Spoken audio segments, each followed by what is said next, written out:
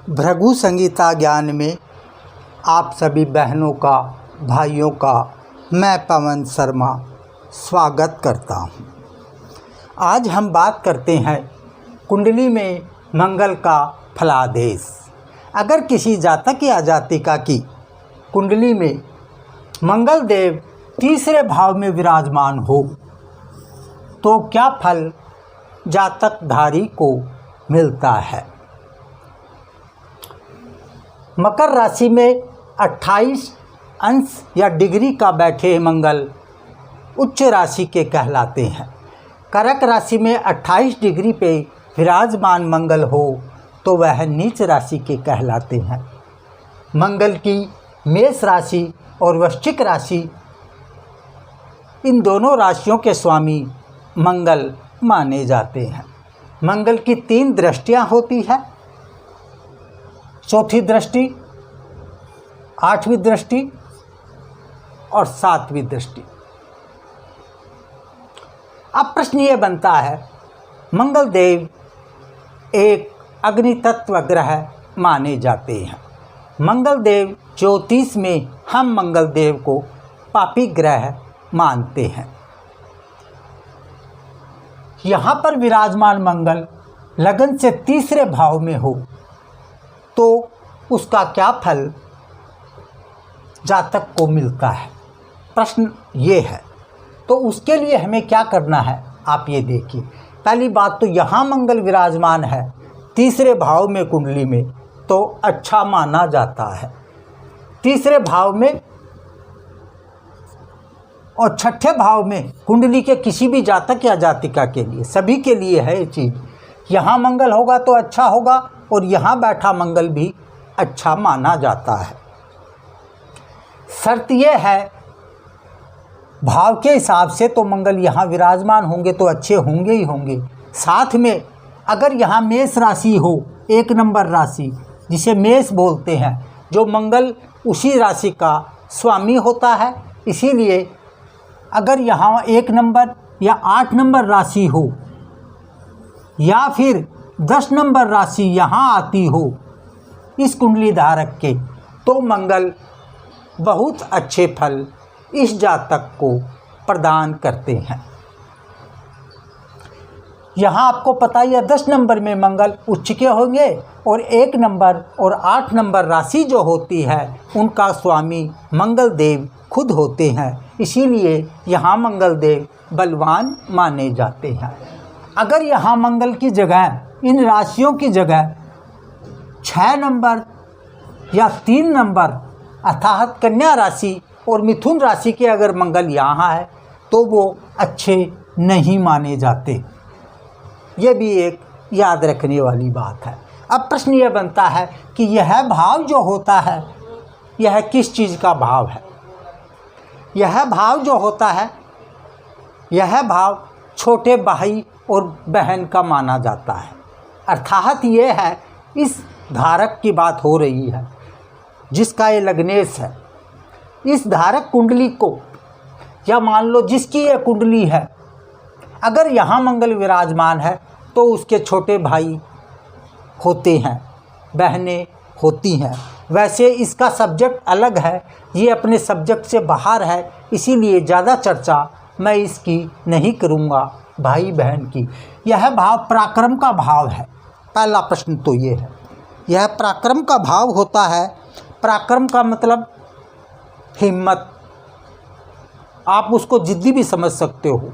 यह जातक मंगल यहाँ विराजमान होगा तो हर काम में आगे बढ़ के अपना कार्य पूर्ण करने की क्षमता इस जातक में होती है।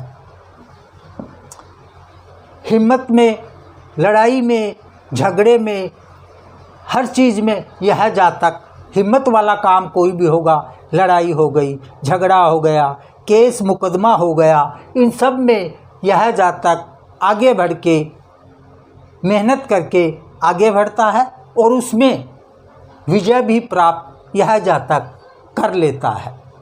अर्थात यह है कि यह जातक जो होगा यह पराक्रमी होगा।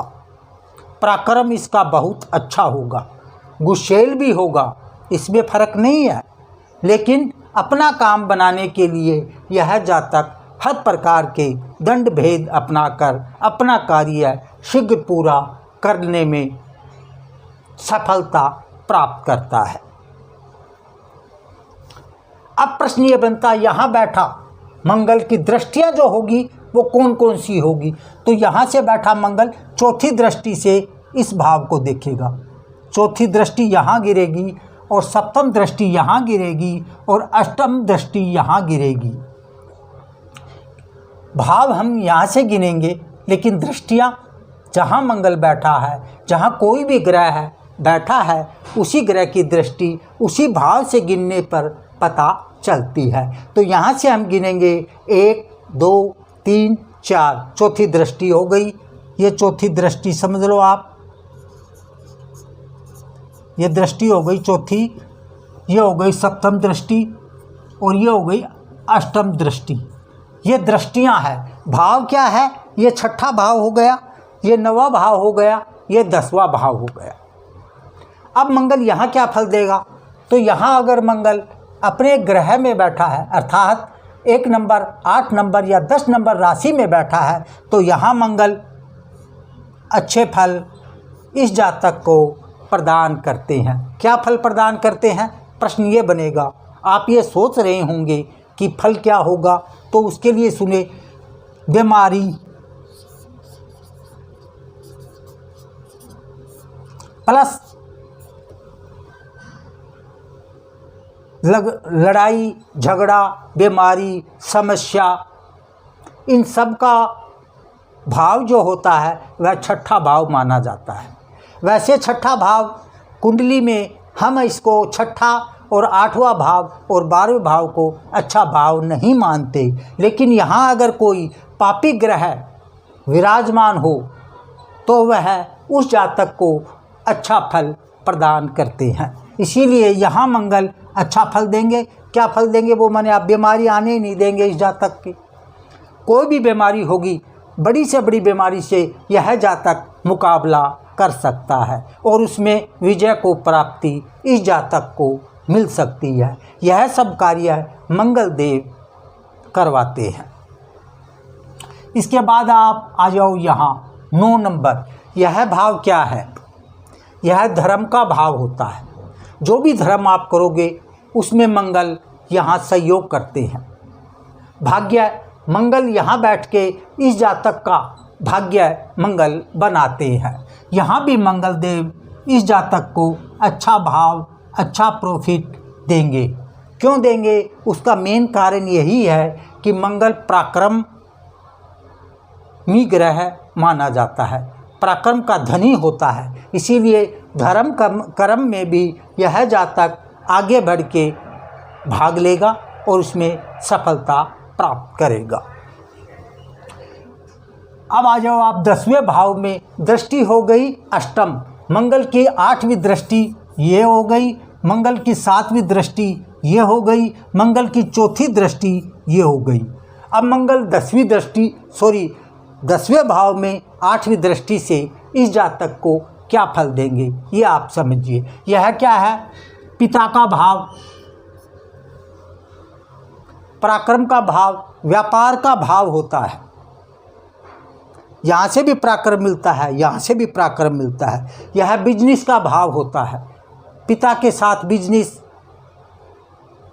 पराक्रम, व्यापार, नौकरी, सभी भाव यहाँ होते हैं। अगर यहाँ मंगल विराजमान हो तो कुल दीपक का भी अधिकार मंगल देव उस जातक को दे देते हैं। किसी जातक का अगर यहाँ मंगल विराजमान हो तो वह जातक अपने पिता की प्रथम संतान होती है। पुत्र में पुत्री बड़ी हो सकती है, लेकिन यहाँ मंगल होगा, अच्छी पोजीशन में होगा तो वह कुल का दीपक कहलाता है। व्यापार, बिजनेस, अगर मंगल यहाँ बैठा है और उसकी दृष्टि यहाँ है तो आप ये समझिए कि मंगल देव जो होंगे वो जमीन प्लस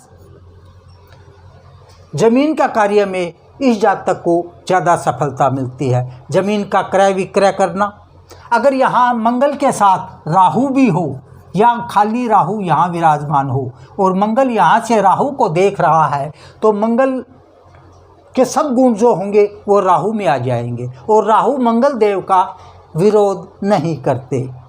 अर्थात यह है राहु देव इस जातक को सहयोग करेंगे, प्लस फायदा होगा।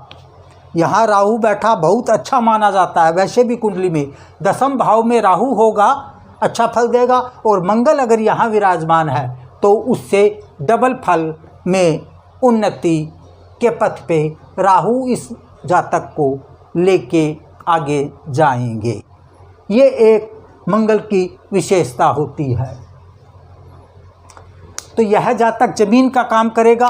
अगर राहु यहाँ हो गया तो क्या होगा, जमीन के ऊपर मकान बनाने का कार्य भी यह जातक करेगा, उसमें भी इस जातक को सफलता मिलेगी, क्योंकि मंगल की दृष्टि है और राहु इसके साथ है।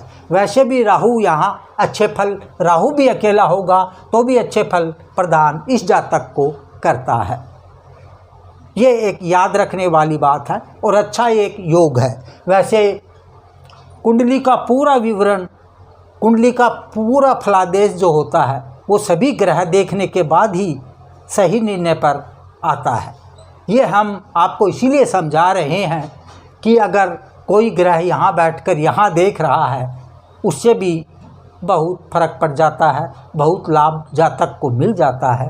लेकिन पूर्ण फल आप चाहो तो वो कुंडली का पूरी का अध्ययन करने पर ही पता चल सकता है। क्यों कि यहाँ कोई ग्रह बैठकर यहाँ देख रहा हो, उसकी कैसी दृष्टि है, नीच की है, उच्च की है, किस भाव में बैठा हुआ ग्रह किस भाव को देख रहा है, क्योंकि सभी ग्रह अपनी अपनी दृष्टि से अलग अलग फल जातक को प्रदान करते हैं। प्यारे भाइयों, मैं आपको पहले भी बोल चुका हूँ कि कृपया करके आप व्हाट्सएप पे मैसेज डालिए और उसी से कमेंट करके आप मेरे को कोई भी प्रश्न पूछेंगे, मैं उसका जवाब आपको दूंगा। लेकिन मैं आपसे एक प्रार्थना करता हूँ कि मेरे को आप कॉल ना करें, क्योंकि कॉल मैं आपकी अटेंड नहीं कर सकता। इसीलिए मैं आपसे माफ़ी चाहता हूँ। माई मेहंदी कौन, सभी भाइयों से मैं निवेदन करता हूँ, माई मेहंदी कौन में आप उस चैनल को सब्सक्राइब कीजिए। बहुत अच्छी और सुंदर मेहंदी उस बच्ची की है, तो मेरा आपसे निवेदन है हाथ जोड़ के कि माई मेहंदी कौन को आप सब्सक्राइब कीजिए। जय श्री राम।